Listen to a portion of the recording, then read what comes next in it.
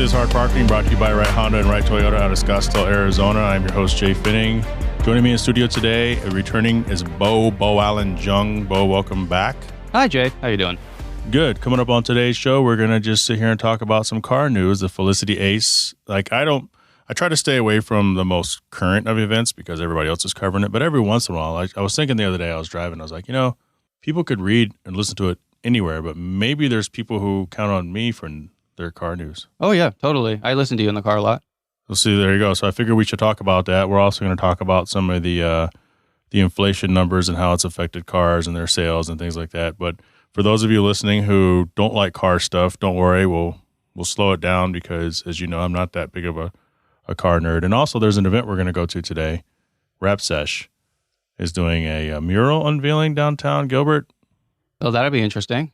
I think it's what it is. It's at the arcade. It's kind of like Cobra Arcade. I forgot what it's called in Gilbert. Fascinating. I don't know that area very well anymore. Yeah, but it's old school. Last time I was there, I played Super Off-Road for a while. That's a classic. In fact, one of our listeners and patrons, Alex, who was here in studio recently, he's an off-road ace, self-claimed.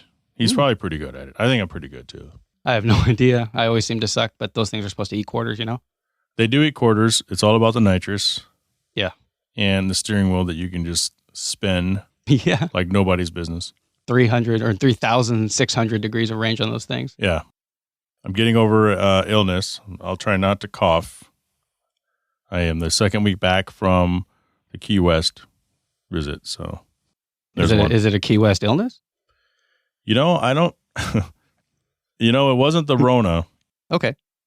But it has given me a significant cough. I did have to get finally amoxicillin, kind of help clear some stuff away. Yeah. And so you got to take care of yourself, Jay. Sometimes you wake up and you can't stop coughing at like 1 a.m. I hear that. And it sucks. Mm-hmm. And then you have to take like the cough medicine. Yeah. Oh, by the way, here's your new Hard Parking. Oh, thank you. Sticker. Thank you. Looks pretty cool. You can stick it on something, toolbox. Pretty baller, actually. A laptop. Yeah. So the artist is Matt Moylan. That's the second time I've worked with him, and he is actually known for doing Tiny Transformer comics. Interesting. Yep, at Tiny TF Con, and he does things like that. So figured I'd use him before I'd use him again. Yeah, you should say his Instagram or social media or whatever it is. He's kind of old school and hard to find. Interesting. He has a DeviantArt. Old school and hard to find, right? Yeah. And but when it comes to like his Instagram, it's a little difficult. And then Facebook is difficult. In fact, I had to chase him down. It took me about 4 weeks to chase him down after he initially said, "Yeah, I'll do it." So how did you chase him down though? I have his email. Oh, okay. And then I stalked him on social media. I was thinking like you had like some Indiana Jones hat on and digging through papers and stuff. No, I had Daryl Dixon track him. Oh. From Walking Dead. Oh, I see. Jay Finning here, and I want to tell you guys about 4 Wheel Online. For over a decade, 4 Wheel Online has been bringing the best truck accessories and truck parts to enhance the appearance and performance of all trucks and SUVs. They are dedicated to providing an extensive range of upgrades that will match any maker model on the road. The truck products cover everything you need to give your truck a custom look and added functionality. And if you need a tire and wheel package, head over and use the configuration tool. They carry all the major brands of wheels and tires, so go get outfitters today. So visit them online at 4Wheel Online or call them at 813-769-2451. Again, that's 4Wheel Online, the number 4 Wheel Online. So it's a beautiful day out here. It's 60s. It's been hot lately, but you came down in the Lexus. Yes, I did. Because you live in Sedona. Mm-hmm. And for people who aren't used to Arizona, they think that Arizona is really nice, always hot. They think it's San Diego, I think. Yeah. It's not. Tell us about what's going on in Sedona today. Well, I mean, there's always a lot of things going on the weekend. Sedona is a tourist town, first and foremost. Yeah. So the thing about Sedona is that the traffic inside of the middle of town has gotten to almost intolerable levels. The locals on next door are very concerned about it. They put in the roundabouts to try and help alleviate some of that instead of the stop signs, the 4-way stops and the intersections.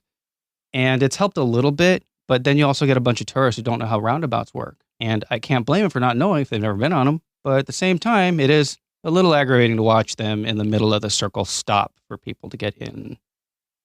So, it's just hectic tourism all weekend. And the weekdays that used to be immune, and I used to tell people to come up on the weekdays because it's a lot less traffic, and it is, but that's slowly starting to change as well. There's a lot more density there just from tourist traffic.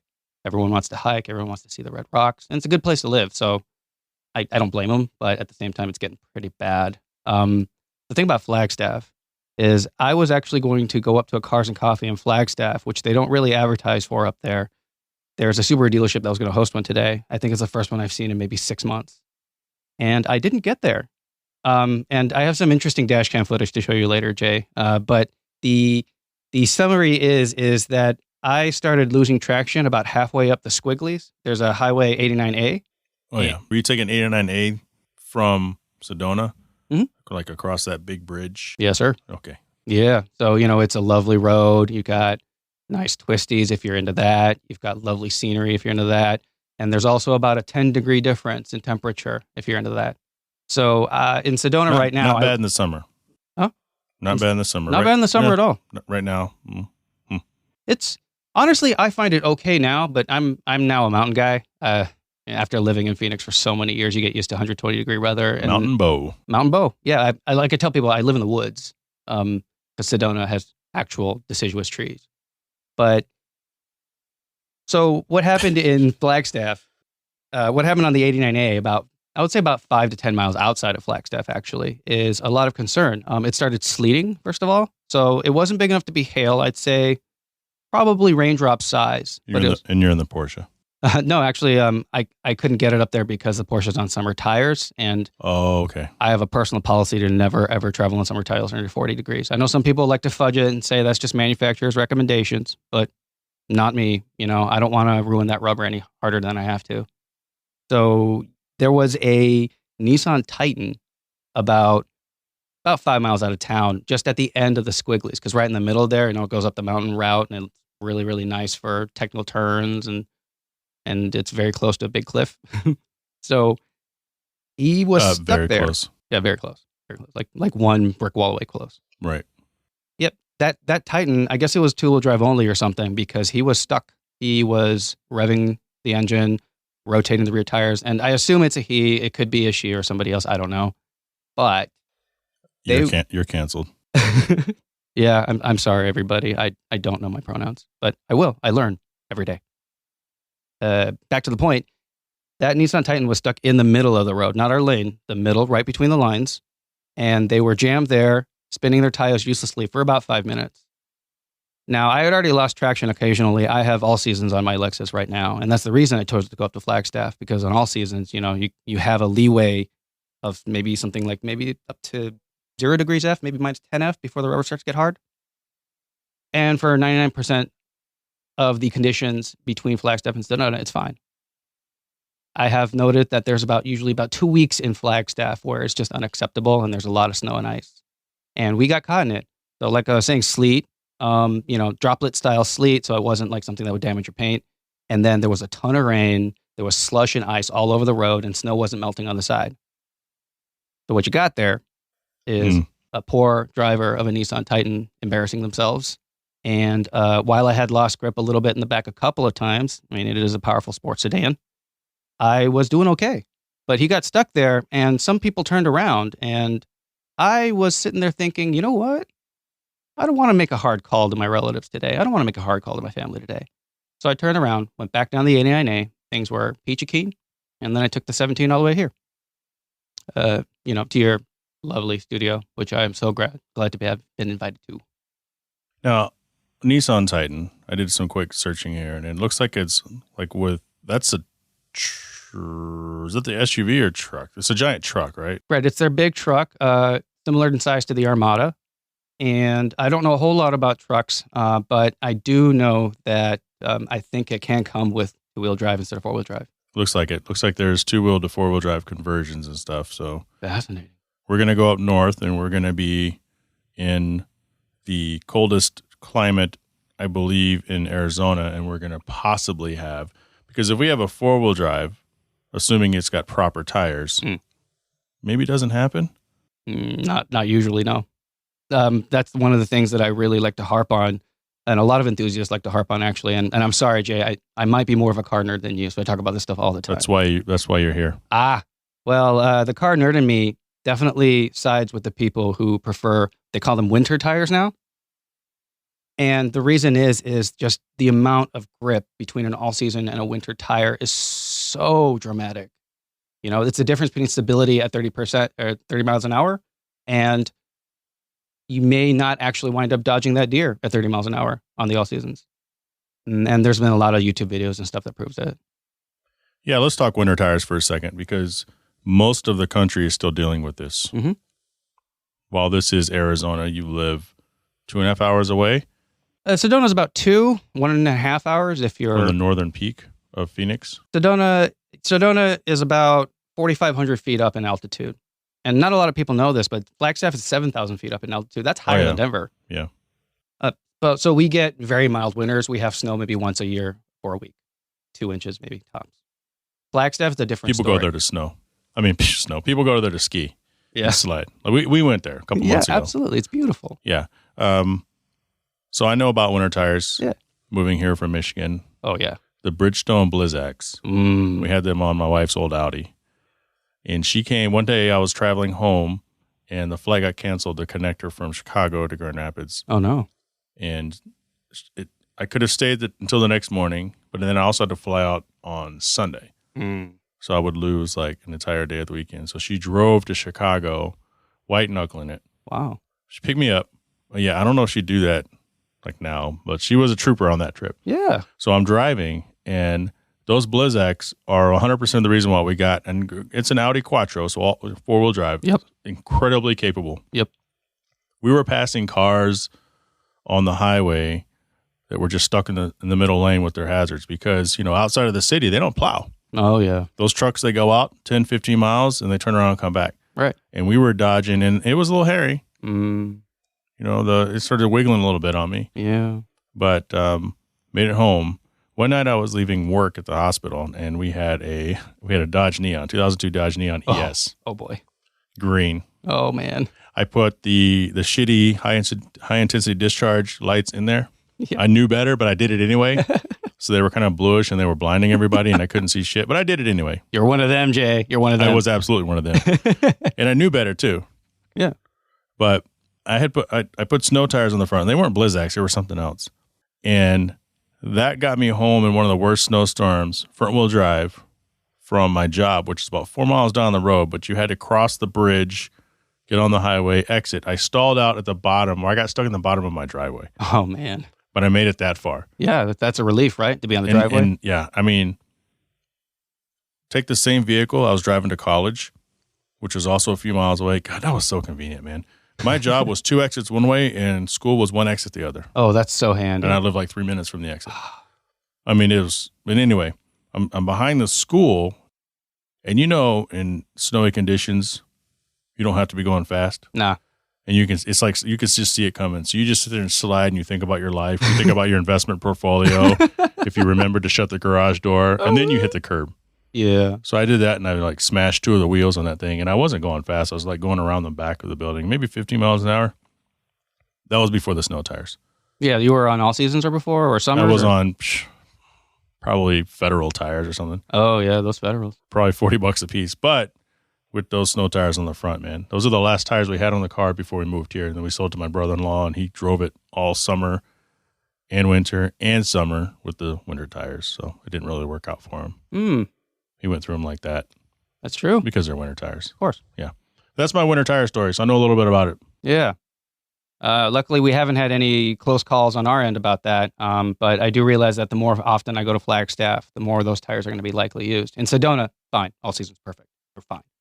But Flagstaff, with its actual inclement weather, yeah, there was an embarrassing situation where we stopped in line for an Arby's drive-thru that's up there, and I was on the Lexus. I was in the Lexus, not on it, and right, I wasn't Your like wife was driving, riding. and you were kind of just like tied to the top, car surfing, or you know how you do, how the kids do. Yeah, it's an Arizona thing. It is an Arizona thing, but yeah, and we were stuck there in line. The person in front of us, or maybe 2 or 3 cars in front of us, had ordered a big meal, so we were just sitting there waiting, and it was time to move forward. And I found out that the car was nestled in those 4 little trenches that people make while they're waiting for things in their cars, and it was iced over. Mm. The friction from the snow had caused it a little bit to glaze. Mhm. And we just sat there and spun the rear wheels. Nothing happened. My wife is freaking out. And I realized as I drift closer and closer off the center of that drive-through lane that I'm getting closer and closer to a big metal pole that's next to my rear door. Oh. And my wife is losing it at this point. And, I did the right thing. I turned off my track control to make sure that I can grip without having the TC come on and break things. I put my rear diff, and this is nice for modern cars, I put my rear diff in track mode, which will lock the two together if it loses grip. And that's really cool. And then I put it in snow mode. But here's the thing about Lexus snow mode. Lexus snow mode, all it does is make you shift lower and start out in second. It's an 8-speed transmission, so it's got all the room in the world. Mhm. And snow mode doesn't do jack. So I did that, and then I eventually gave up and just reversed out of that. And luckily, the people behind us gave us some room. Obviously, crazy guy in a Lexus sedan in the middle of winter Mhm. trying to get roast beef. And we got out of there, and he very politely, the driver behind me asked me very politely, "Hey, you need a push? You want some help?" And I was like, "No, I think I've No, learned I my got lesson." it. Yeah, Yeah. we're doing good. Yeah. So reversing out was a lot easier than pulling forward. And we got out of there, and, I calmed my wife down. She's not hysterical by any means. She just doesn't like those kind of situations. So that was my lesson. And I was like, okay, the more I come to Flagstaff, the more I'm going to need to know tires. So now I'm shopping around for GSF wheels, GSF tires. So if anyone's got any, please let me know because I need a spare set. That's at Vajazza McGildertits on Instagram. Yes. Arby's, what's your go-to? I like their medium roast beef sandwich without any fripperies, but they do have the melted cheese they put on their beef and cheddars. Yeah. I don't care for the buns on the beef and cheddars. So Is that the onion bun? Yeah, it's got that onion bun, and, Yeah. and honestly, it's a decent texture, but the flavor is a little different. And I prefer the old school Arby's roast beef sandwich buns, and then I have them add a little melted cheese. And after they stop giving me that dirty look, they go ahead and do it. And I'm not kidding, they're really nice about it usually. Mhm. And it's great, but I have to limit my intake of Arby's a lot more these days now that I'm in middle age. Gaining weight's really easy. You just look at a pizza and you're done. So I have Arby's maybe once every 6 months now. I don't think I have Arby's once a year, but I used to eat Arby's a lot, and I like Arby's. Have you seen that nihilist Twitter Arby's? The No. Twitter feed on Twitter. The Twitter feed on Twitter. The Twitter yes. feed on Twitter. The Yeah, Twitter feed on I Twitter. follow you. The account is run by someone who uses the username of nihilist_Arby's, and they're dramatic, despondent, depressing views on life. And they always end with the tagline, "Eat Arby's." And they're not affiliated with Arby's at all, but I follow that Arby's feed more than I would follow the regular corporate feed. Let's talk about corporate feeds, corporate Facebooks. Yeah. When we have a job, the job is like, hey, join our Facebook page. Mm. I don't understand following corporate accounts. Mm. Sounds like you do. A few, not a lot, but a few. Why? Because occasionally, just very occasionally, sometimes they will pay attention to something that you post about their brand. And while it usually results in nothing, because social media managers aren't in the habit of just giving things out all the time, occasionally you get some interesting interactions. That's cool then. Yeah. But, you have to be judicious. Most of the time, you're just going to get ads or things that are posts that look like ads. And if you're not into that, I would highly recommend that you don't follow any of those. I've called American Airlines out before, and they've responded like, "Please get a hold of us, customer service. We'd like to resolve your issue." And then they don't answer the phone. No. But publicly, they're saying, "Hey, we'll take care of you." Yeah. I've had the same interaction with Bank of America, who dropped the ball on one of my attempted mortgage applications. And that was not a great time. There's a big story behind it, but the gist of it is because of their incompetence, I almost lost $40,000, which is a significant blow for anybody. And they would constantly pester me on Twitter where we're complaining bitch about it. Call us. Maybe we can help you. Call us. Maybe we can help you. I got like 6 of those. Well, even the second time I tried to contact them, they literally responded in a message with, "We can't help you."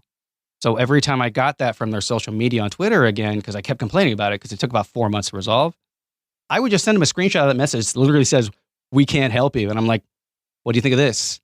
Silence. Crickets. Right? Occasionally a company does the right thing, but on the whole, it's a PR stunt. How's the Porsche? So last time you were in studio, you were trying to cycle between a handful of vehicles. Yes. You shortly thereafter picked one up. Yeah. Sounds like you picked up a Porsche, one of the Porsches. Tell us about the Porsche you picked up. Tell us how it is. And, then we'll get into some car news. I have written a lot about this Porsche online in obscure little places on the internet. I don't read. Yeah. Nobody reads. I don't read. But I do write.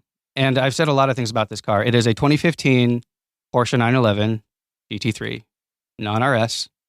And that generation, that year, they didn't make a manual. So it is a PDK 7-speed. So that's their dual clutch. Now, I, in short, love it. You know, one of the appeals behind the first gen NSX is its engine, right?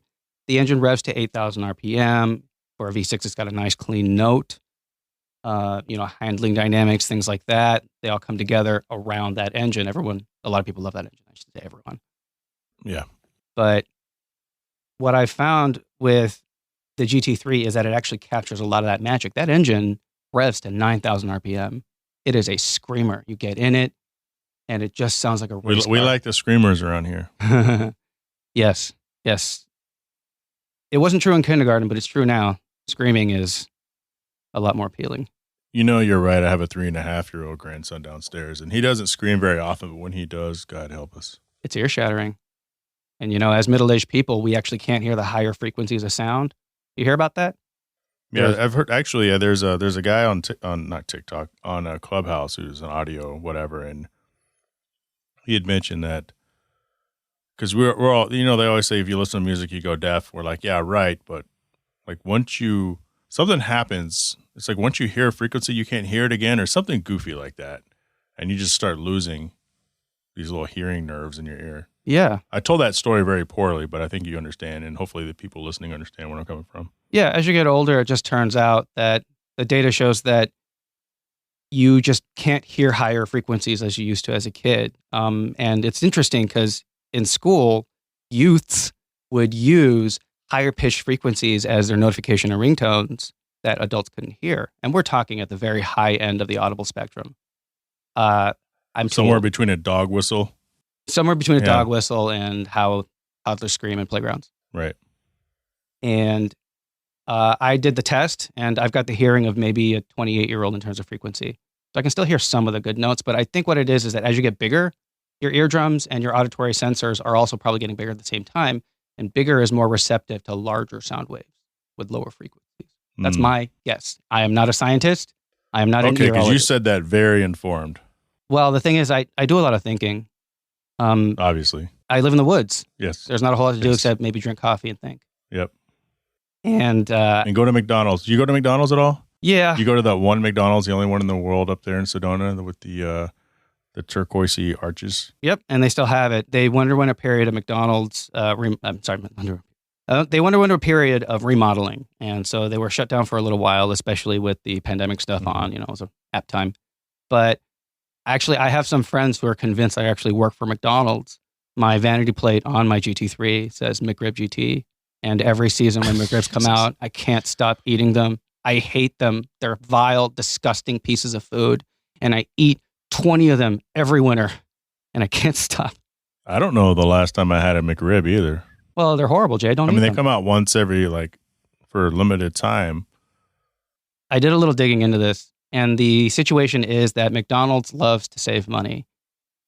They wait until pork futures, How dare them. Pork commodities are at their very lowest price. Then they buy up all the extras.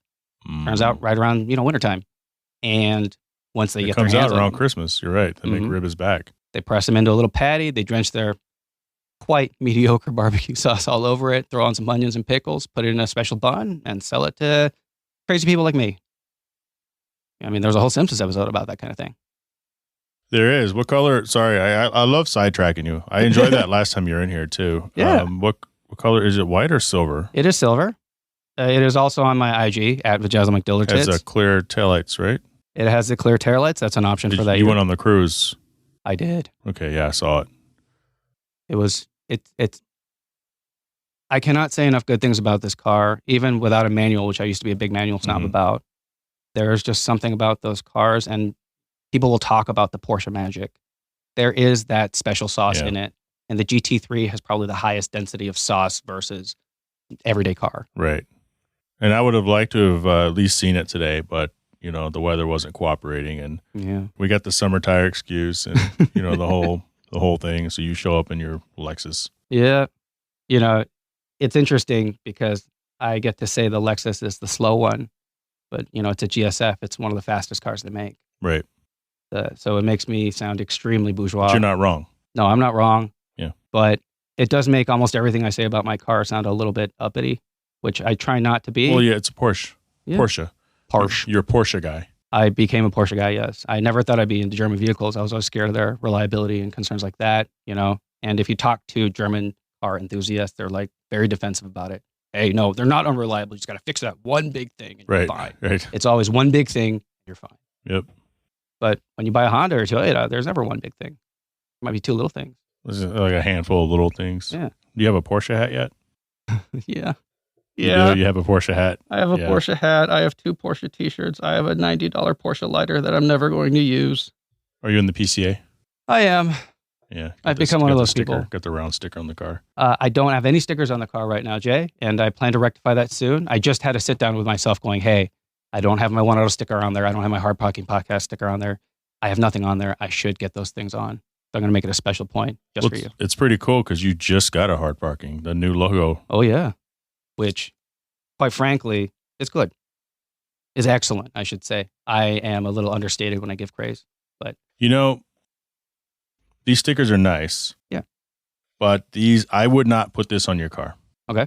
I would wait for me to get the vinyl ones they sell when they're on sale. Like the last ones I had that were similar shape were the vinyl, and they're thicker. Mm-hmm. They all apply the same. Yeah. It's removing them that matters. Yes. Yep. So the vinyl ones remove in one piece, and these remove in like 100. Oh, you're right about that. Especially with weather and the sun beating on them, they might get a little inconsistent. Yeah. So wait for me. Throw this on like, I don't know, a telephone pole or something in Sedona. I should actually send you with a handful of these. Absolutely. You should just drive around and slap them on shit. Oh, I will do whatever you want me with them. Yeah. Yeah. Want to get into some car news? Yeah, sure. So big news. Everybody's doing it. We're going to talk about it too. Felicity Ace, which I thought sounds like a porn star name. Yeah, it does. Totally. Or like a soft porn name, not necessarily a full-blown porn star. But Felicity Ace was the name of the cargo ship that's made news lately. It finally sank, but apparently it's been burning since February. Yeah. And one of the first things I saw, and we don't have the article pulled up right now, was about Matt Farah having his Porsche 718. Well, I mean, there is a new 718 out there. Yeah, the so GT4 RS. Yeah, yep. So he had one ordered, and it was on their special paint color, some kind of blue. And I'm like, yeah. So what? I mean, there was like 4,000 vehicles in there. It was, a lot of vehicles. Probably a lot of vehicles worth a lot more than that car. Yes, but it was kind of, I wouldn't call it clickbait because a lot of people lost things. So this is a massive cargo ship carrying luxury cars sinks in the Mid-Atlantic nearly 2 weeks after the fire started. Yeah, just off the coast of Portugal. But it was coming from Germany. So back to your German. What are the Germans saying about this? Well, I wish I was part of the German community, Jay. You drive a German car. I do. And I talk about German cars a lot, but I'm still very new to this world. And my German, I'm actually learning German now as a part of Porsche ownership. I've always been fascinated with Germany. This is just kind of the icing on the cake, but yeah, Porsche ownership. It is interesting to translate those big long words they use. Stufenhausen. Zuffenhausen, yes. Oh, I was close. I was just making something up, but I'm in my brain. It must have like pulled from something that I've seen. Yeah, there's a lot of that. What did I poorly just say? I believe it's one of the cities where one of the German car makers actually make their stuff. I can't remember which company, but I've seen it in print before. Stuttgart is where Porsche, I think, has their headquarters. Okay. Yeah, it's on their, somewhere on their badging. Or was? I've never been perfect at geography, so, cut me a little slack. But Okay. Well, we know where Canada and Mexico is. There's a segment of the United States that does not. True. That's a factual statement. Yeah. So 250 miles off of Portugal's islands, Azores Islands. They don't know what started the fire. All the crew members got off. There's like 20-something people on there. That's what they're supposed to do, I think. They're supposed to get off. Yeah. Yep. 22 crew members. They were helicopter evacuated, but this thing had been burning for a few weeks, so they had time. Yeah. They didn't rescue one car. Nope. They're not sure how many cars were on board the ship, but it could carry at least 4,000 vehicles. But there's the automotive outcry, and there's the ecological outcry. Yes. And that's kind of the bigger one. I can see it. Yeah, I mean, looking at it, and the interesting thing is I did hear about it, and it was through the Porsche community, because a lot of Porsches are also on there. I think Audis, maybe VWs too, and electric cars as well, right? Some Lamborghinis, I guess. Maybe. Porsche makes an electric car called the Taycan, Taycan, but they pronounce it Taycan. The electric car. Yep, and I drove one of those at the Porsche Experience Center in Los Angeles. Side note, how was that? Because they look badass, and I've heard that people are bailing from their Teslas if they have the money to get the Porsche. That's true. Also, people are sometimes bailing on like 911 turbos in order to get one of the Taycans instead, because Taycans also have a turbo trim, which makes no sense because an electric car doesn't have turbos. But that's a Porsche thing. They keep calling everything that's fast turbo, even though all the turbos are in every single one of their 911s now. We call it turbo. Turbo. I had a turbo button on my old computer, so I kind of get it. Well, there was, exactly. There was a documentary about a snail that was really fast. I think it was called Turbo, and it was a snail. Oh, yeah. Yeah, so I get it. I get where they're coming from with that. Yeah. Now, those Taycans, in a word, are stonking fast. Anybody coming from a Tesla Model S Plaid will be like, no, it's not that fast. Pfft, whatever. Range. Pfft. Because their EPA rated range, they have a different system where that methodology for the EPA testing doesn't work as well. So their range is below 250. And this is for a 5,000-pound electric car with a ton of batteries in it. So Tesla wins on that front, but for practical purposes, they made those Taycans super durable. You can use it until the end of the absolute battery and it won't change behavior. Teslas tend to have that reputation. You can hit them hard once or twice.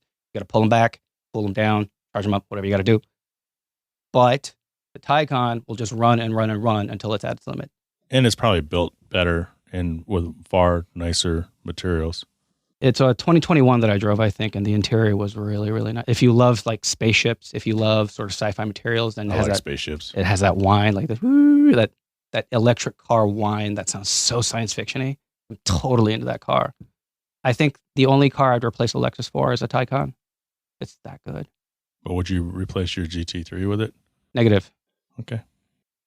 There's just something about that car. It's X factor. Will keep me going. Odds are, actually, I'll probably never have another different types of sports car again. It'll be all GT3s from now on, probably. Just better and better ones as they keep making them. GT2, if I strike the lottery or something, we'll see. Because the only difference between those two are turbos, actual turbos, and apparently money. A lot of money. They're not even trying to go for retail anymore. The last time I was shopping, that was back in November when I was still looking at cars. Those cars, the GT3s, were coming out of the factory, MSRP being maybe $200K, and they were selling at the dealer for $300K. They're selling used for $330K. And I saw a GT2 before all this crazy stuff started, and even though the retail is nowhere close, that GT2 was asking price was something like $450K. So, there's an X factor around Porsches, and also a lot of demand for the limited supply. Let me ask you something before we get back to this horrific event. Yeah. If you pre-ordered a vehicle, right? Let's say it was a limited number, and a lot of vehicles are. Yeah. Especially ones you have to pre-order. Mm-hmm. It's like $200,000. Yeah. And it's already worth more. If someone were to offer you, like, how much would it take for you to not take delivery on the vehicle, or take delivery on the vehicle and then turn around and sell it? Because people have to understand it's not just a money thing, but for sometimes in simplest terms, one of the Wiley-isms, the guy that I listen to, says, no matter which way you turn a sandwich in life, the bread comes first. That's interesting. It is. Well, although what if you want to have those deconstructed sandwiches or an inside-out sandwich? Open face or something? Yeah. Well, I mean, if you put the meat on the outside, like you do an inverse sandwich, the meat comes first. Is that a thing? No, but I like it. Okay. I'm like, an inverse sandwich, huh? I watch a lot of cooking shows, and especially stuff like Cutthroat Kitchen, where they have to improvise with ingredients they don't want. And you see a lot of that kind of stuff, where they're like, "Oh, it's deconstructed," where really they just didn't have time to put it together. Right. Or they use lettuce. Yeah. Lettuce is the bun. I've had my fair share of those, yeah. Like a lettuce wrap with a hamburger patty that's greasy. But, you know, I was talking with a friend of mine. They're like, well, how much do you think? I go, I don't know. How much do you think? They're like, 50? No. They go, 100? No. Because after tax, title, and license, and then you paying the difference in the capital gains of selling it, you really don't come away with that much. You can't forget about the sales tax bonus. If you sell it to a dealer or something, right, you'll get a bonus on the sales tax of your next car or whatever it is. And that's handy. But yeah, it's not always a financial decision, right? Right. Up until very recently, because everyone knows you sold your NSX. Up until very recently. Not everyone. Oh, okay. Everybody who listens to this podcast? Yeah. Okay. I had a kid DM me on Instagram this morning. Oh. I'm calling him out, Blake Potter, because you don't listen to the podcast, obviously. Yeah, Blake. He joins us on One Drink Wednesday sometimes. He's like, he sent me a photo. He goes, look familiar? I go, yeah, it looks familiar. The car I used to have. He's like, were you there this morning? I go, no. He didn't respond. He's probably confused. He's probably like, guy's a dick. Yeah. I wasn't there. I was right here where I'm at right now. Yeah. I don't own the car anymore. Damn it, Blake. You could have done so much better. Blake Potter, we need more from you. You got to bring your A game, Blake. How much money do you think? Because go into it, because it's not always a financial decision. Explain to people why. You're right. Because, well, me personally, my motivation is to try and buy and own and keep the perfect car. A car that always makes me happy when I'm in it. The car that I always look back on. As an automotive enthusiast, people are always chasing that automotive holy grail. Didn't you wreck that car? Didn't somebody jackknife that car, run a red light, and hit that car? Yeah. So I had an NSX, which I believed at the time was my perfect ideal car. And I was going to transform it into something that was part of my vision. Obviously not as good as you, Jay. For some reason, you just tend to get the best stuff. But, I like my little derp life. I like it a lot, and I love that car. And then Red Runner, a 16-year-old Red Runner in a brand new F-150, destroyed it at an intersection because I happened to be looking right instead of left where he was coming from. That's it. So the thing is I had to sit down and think about that because NSX prices exploded right afterwards. Now, people were talking 100K, 120K, 150K. That's a lot of money for a car that you could usually literally pick up in 2010 to 2012. You could pick up a beat up 91 with a lot of miles on it. You could get it for 25K, 20K sometimes. Easily. Yeah. Everyone now is like kicking themselves. They should have gotten one. And I decided that my car was probably worth about 40 to 50K at the time. I decided that if someone's going to offer me more than double that, I would consider selling it. But I was going to hold on to it as long as possible, just like I'm going to hold on to the GT3 as long as I can, which on the average turns out to be about 2 years. But I try so hard. How long did you have the NSX? I had the NSX. I bought it in 2014, and I lost it in November of 2016. I remember because it was the wedding. 2 years. It was my wedding and my honeymoon at the time. I literally got into that accident, climbed onto a plane the next day, and went to Hawaii. I feel like you have to be ready. That's the biggest difference. It's like a breakup. It's like the relationship. When it ends and you're not ready, you're going to spend the rest of your life trying to figure out why, even if you've moved on. Yeah. It's always that thing like, God, like what? What did I do? Or what could I have done differently? Yeah. And I feel like when your car gets taken away from you, a part of you is kind of like that too, unless you're ready to sell it. Yeah. Then you're ready to sell. It's like, oh, I remember those good times, but man, those bad times. You're emotionally prepared. Yeah. Those makeup times were great, but man, when I was arguing with that car, that Yeah. It's funny. My wife said nothing while I owned that car, but because I hadn't done the suspension on it yet, and it was a little raggedy, because the Pride exhaust was a little bit loud and drony, she told me confidence later that she really loathed that car. She hated getting in it. She didn't want to be in it. The sills were high, hard to get out of, yada, yada, yada. And I was surprised, but I understood where she was coming from. Now, I used to have a Corvette, right? I bought that Corvette years later afterwards, but she loved that Corvette. She loved driving in it. It was comfortable, and it might have been because the suspension was actually sorted out. But, she didn't have a prejudice against sports cars. She just had prejudice against stuff that isn't put together well. Right. Yeah, that's fair. I think a guy, I had heard on the internet, so that someone was offered $1 million or selling their $200,000 order car for $1 million. Oh my God. I mean, if someone wanted it, let's say I had a $200,000 car coming, let's just hypothetically assume that. Sure. And someone offered $1 million for it, it'd be very difficult to not do it. Yeah. Like, it would be a smart decision to do it. I just wouldn't tell anybody. Probably for the best, especially if nobody knows it's coming or whatever. In that hypothetical scenario, why would you say anything? Yeah. But honestly, that's a lot of money. It's a lot of money. I think I probably would do that. But if someone were to say, hey, I'll give you 100,000 or I'll give you 200,000 more, I'm like, nah, I want to enjoy it. Well, let's talk about you, Jay. What do you want out of car ownership? Do you want to own that piece of history? Do you want to own that passion? Or would you rather have the money instead? I want to own that piece of history. I want to own that passion. Yeah, me too. That's probably why we're car dudes. Yeah. When I sold my car, I was ready and it needed to go. Yeah. But I also look back and said, I've had it for almost 10 years and I've done everything I want to it. And it's time for somebody else to enjoy it. Decade's a long time, Jay. I don't think anyone blames you for moving on. Yeah. Back to this real quick. Oh, yeah. Back to Felicity. Hey. Also sounds like a clandestine covert code name that says Felicity. It does. Yeah. The Eagles in the nest. Yeah. Or I'm Agent Felicity. I'm Felicity Ace. We're allowed to use our real names. So one of the biggest things people were concerned about was the environment. Mm-hmm. So I'm going to read this 2 paragraphs here. For those concerned, this is according to Motorius. Motorius. I was thinking exactly that. Thank you. Yeah. Thank you for singing it with me too. Wow, I can't sing. Next time. Obviously, neither can I. For those concerned with the environment, you won't be relieved to know that the Portuguese Navy says there's only a small stain of oily waste and some debris where the burning ship once floated listlessly. I don't know what listlessly means. Listless means a little bit like restless. Okay. Like there's... Are you making this up or do you know it? Well, that's my understanding of the definition, but I do know the word. I've used it before. Okay. All right. In other words, those lithium-ion batteries are no longer producing incredibly toxic emissions along with all that burning plastic. Instead, the ruptured cells are now sleeping with the fishes. So to clean up the surface of the water, which apparently is the only concern, the Portuguese Department of Pollution and the National Maritime Authority and the European Maritime. I don't even know maritime. It's maritime. Like this time, it's maritime. That example in that sentence still doesn't really tell me what that means. European Maritime Security Agency and spraying water jets to disperse the oil and debris. Once again, governments have come to the rescue to brush a disaster under the rug. If you can't see the mess anymore, it's not a problem.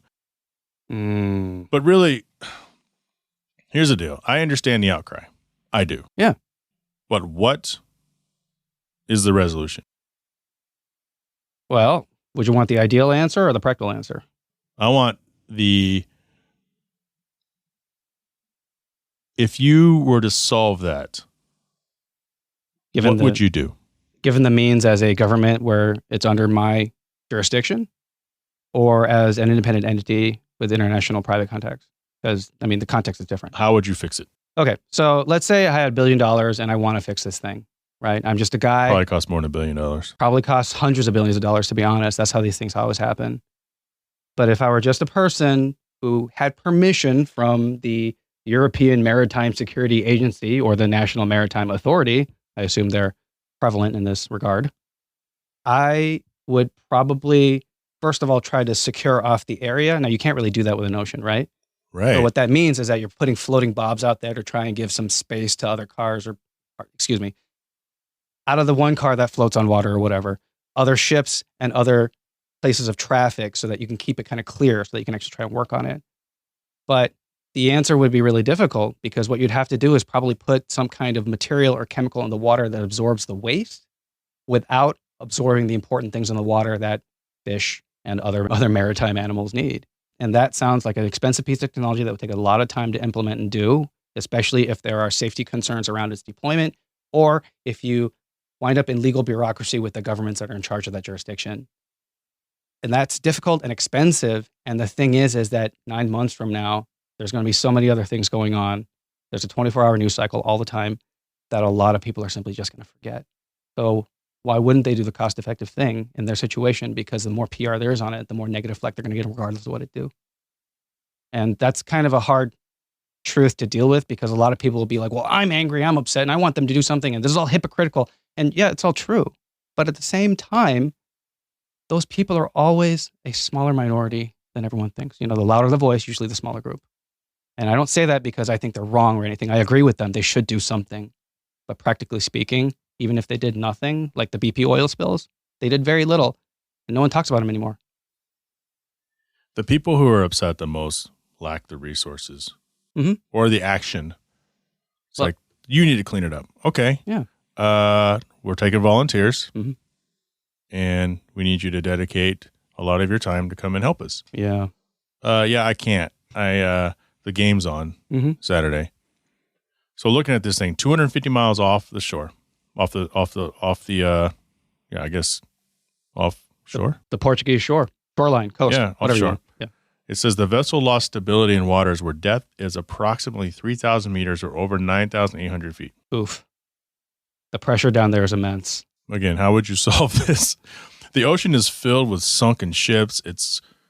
We have a gajillion pounds of trash floating on the ocean. Mm-hmm. I hate to say it, but this is just one of those fucked up things, and there's nothing anyone could do anything about it. At that depth, practically speaking, there isn't much. Not at all. It isn't 20 miles offshore where you can drill down and retrieve every single vehicle. Yeah. This is what it is. Oh, that's kind of funny that you bring that up. I was looking at Matt Farah's social media, and Matt Farah got an email recently that he posted on Twitter. Someone is offering to go down there and salvage whatever they can from that wreck with Matt Farah's apparently endorsement, and not his money, somebody else's money. They're going to go get permission 9,800 feet. Yeah, that's a lot of feet. That's almost 2 miles. It's not going to happen. No. It is what it is. It sucks. It's lost. It's down there with all these sunken warships that no one's retrieved.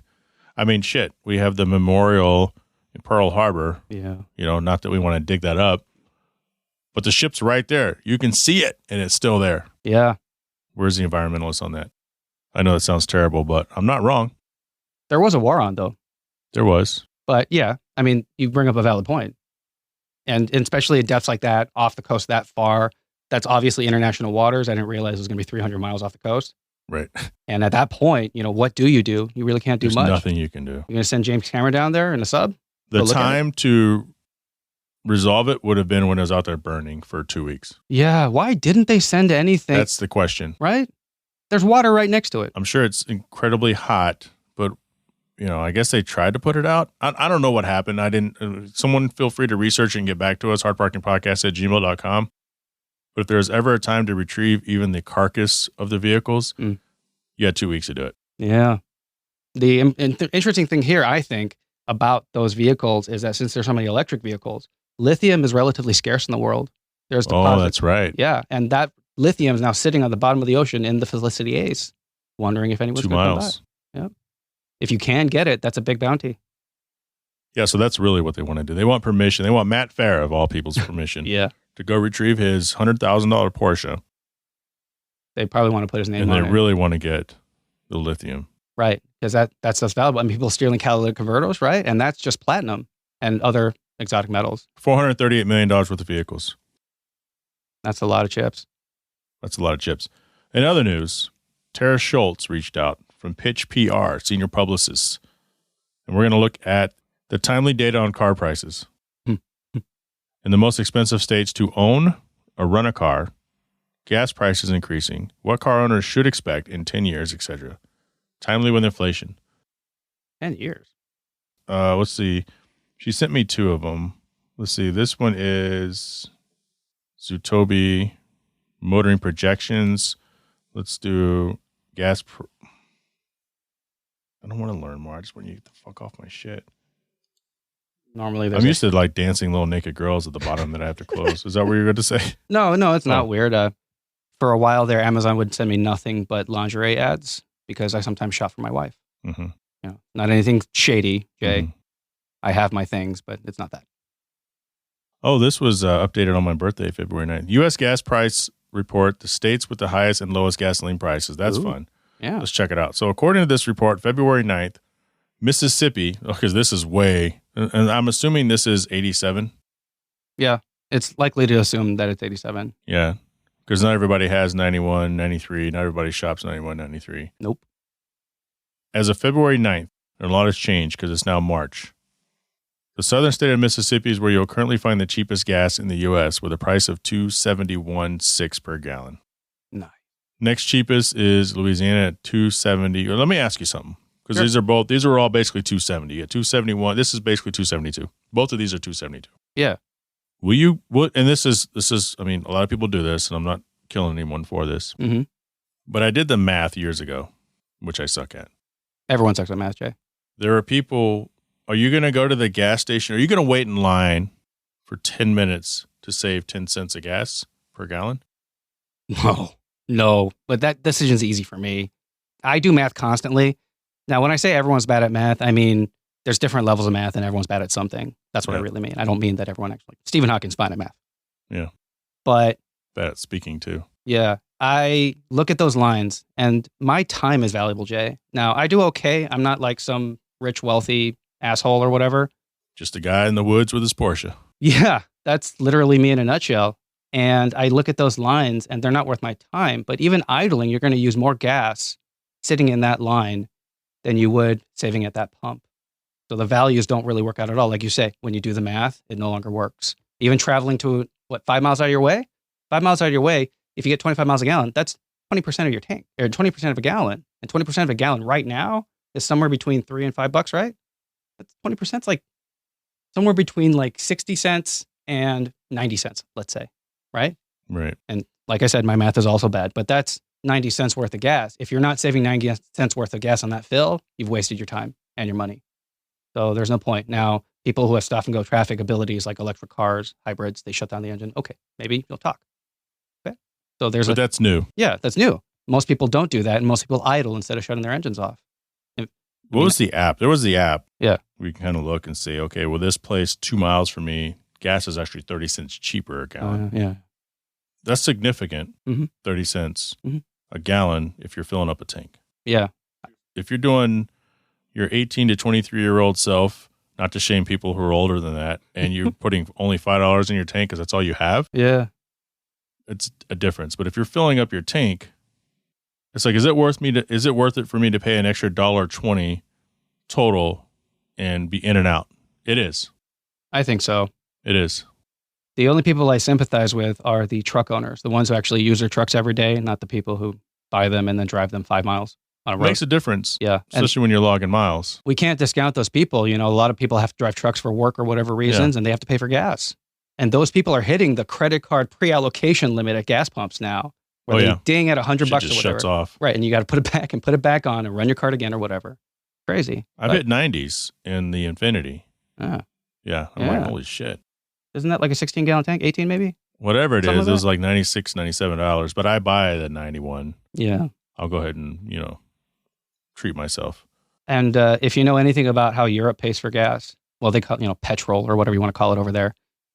Refined gasoline product, they do it by a liter, but at the same time, gallons, 3.5 liters or something like that. They pay something like anywhere between $6 to $10 a gallon.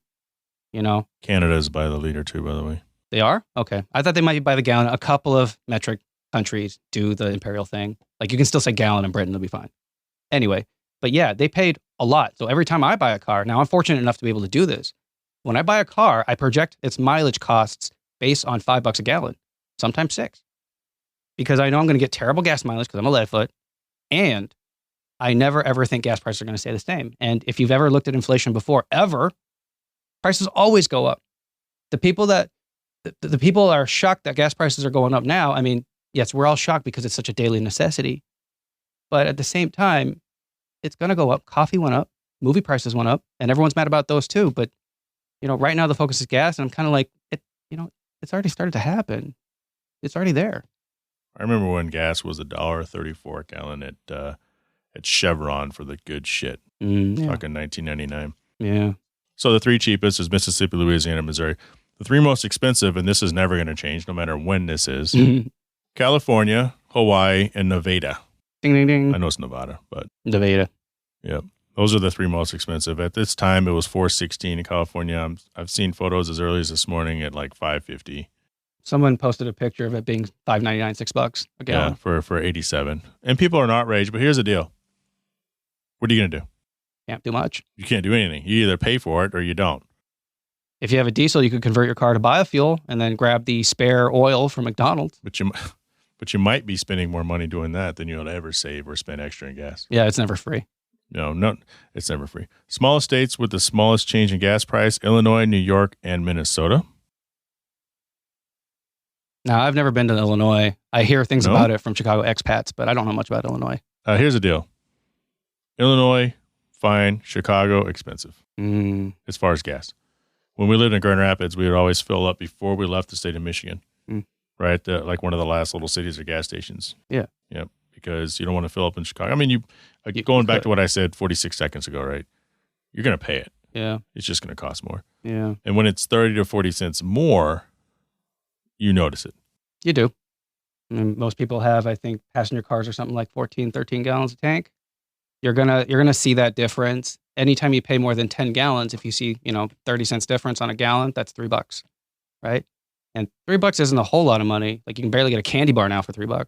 But at the same time, you're going to see that number. It probably crosses another 10. So if you're getting 35 before, all of a sudden your gas tank's now $40 to fill up. You're like, what's that? What's that about? Yeah. Yeah. What is that? Did you guys see that? What is that? Yeah. So it was a profound discovery. What is that? Next article from Motoring Projections. This is courtesy of Zootobi.com. How much will it cost to own and run a new car in 10 years' time? I find that this is almost impossible to really predict with how the industry and everything's changing. I mean, by 2035, apparently there's no combustible internal combustion cars that are allowed to be sold. I don't think we're going to hit that mark. No, not even close. But you never know. You never know. This covers factors analyzed to determine owning and running a vehicle. It says cars. The annual depreciation of the vehicle, the average annual fuel cost, and the average annual insurance cost. So we're going to go ahead and take the Ford F-150. Very, very Here's the thing. popular. America's most popular car, but I mean, it's fleet sales. Yeah. I don't think that should really matter. It's not going to reflect the average American's experience. Yeah. I'm not buying a Ford F-150, but my company just bought 10. Makes sense. Yeah. I mean, I like them. They're good trucks. I like them too. Yeah. The base model of this car across the United States costs $26,000, which is $4,400 more than the $22,000 it cost in 2011. The average mileage is 14. Who drives 14.5? Okay. The average mileage is 14.5. That means 14,500. And the F-150 achieves an average of 25 miles per gallon. Not bad. Therefore, you need to buy an average of 580 gallons of fuel, speaking of fuel. Right. To run it for a year. Insurance cost per state, third factor used in, okay. What does that mean to us? Okay, so we'll go down here to this next part. Yeah. I'm starting to bust out the figures for some hardcore math. So in 2011, it was 22,000. In 2021, 26,000. The 10-year change is plus 20.98%, basically plus 21%. They're estimating that by the year 2031, your 2011 Ford F-150, no, just kidding. So your 2021 Ford F-150 is going to cost $32,000 by those projections. Yeah. But I think they're considering that MSRP or something like that, right? So they're estimating the fuel cost to be $3.23. That's cute. Fuel cost per gallon. They're already behind. Yeah. Based on what we just read. Yeah. When was this article written? Recently? February 9th, homie. Oh, February 9th. This was January 31st this year. Same diff, really. Still relatively recent, and they're way off already. And the insurance is going to be less? Maybe. This is interesting. So the change in insurance costs, it's actually down in 2031. But so what we know, and it doesn't matter what vehicle we look at, they're basically saying that things have increased roughly 21% in the last 10 years into the next 10 years. Purchases and cost of living for owning a vehicle. Yeah. This article isn't very interesting to me. Not really. Yeah, we're done with this. It's a little clickbaity, to be honest. Okay, here you guys go. Before we wrap this up, the most expensive states to own and run a car for a year in 2031, in the future. So if you want to know in the future, because everyone's worried about how much it's going to be to run a car in 10 years from now. Yeah. Louisiana is going to be the most expensive place. So if you're in Louisiana, you have 10 years to figure your shit out and get the hell out of there. Louisiana is more expensive than Nevada or California, Hawaii, and Florida. And for Hawaii especially, you have to get a tanker all the way across the ocean to get there. So, it's not like they have a rich bounty of petroleum at their feet. I agree. The least expensive states to operate and own a vehicle: New York, Ohio, New Hampshire, Wisconsin, and Oklahoma. Oklahoma is actually a really cheap state to live in if you're going to do that kind of thing. Yeah. We're not going to talk about Oklahoma. And that is the car news. Want to thank Bo for coming in studio today. If you want to follow him on Instagram, you can hit him up at Vajazzle McDildertits. Will be in the show notes. If you like what you heard today, subscribe to this podcast and go tell a friend about it. Leave a review on Apple, Spotify, or wherever you consume this podcast. I want to thank Right Honda and Right Toyota, Scottsdale, Arizona, for online.com, Sell Shop Wireless Services, Fountain Hills Motorsports. I finally got the BMW video out, so we'll be looking for it on the YouTube page, youtube.com, HardParkingPodcast.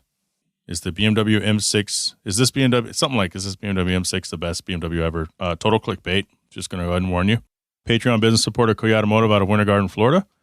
If you're in a position to help the podcast upgrade, join the Patreon for as little as $3 a month to get access to bonus audio as well as show swag when I have it. People like Bo, you get like everything I buy. Like I always look for these deals, and when the deals come out, I buy them and I ship them to the Patreons first. And then everybody else has an opportunity to buy them if I'm not too lazy and actually list them on social media. Trying to turn my Instagram into a store. I had it as a store before. I think I just need to pay someone like $500 to set all my shit up and call it a day, because like Bo said, my time is precious and I waste a lot of time trying to figure out how to do shit when I can just throw somebody money to do it for me. And then I can manage it moving forward. So that's kind of like my cry for help for people listening to this. I want to thank Mark Stolman, Catherine Cox, Eddie Ramos, Richard Graves, Byron Jones, Bo Allen, Jung sitting in front of me, Alice Gumina, Andrew Bunkley. You can email the show at hardparkingpodcast@gmail.com. Follow me on Instagram at jfinning. That's JHAEPFENNING. Name is in the podcast description as well if I said that too fast. Or JTravels, JHAE_travels. Join the Hard Parking Violations Facebook group. We'll let you in. Follow Hard Parking Media on Facebook. For Bo Allen Jung, this is Jay Finning. I can't grow without you telling the world how good the show is. Let's do this. Let's grow this thing together, and I will talk to you all next week.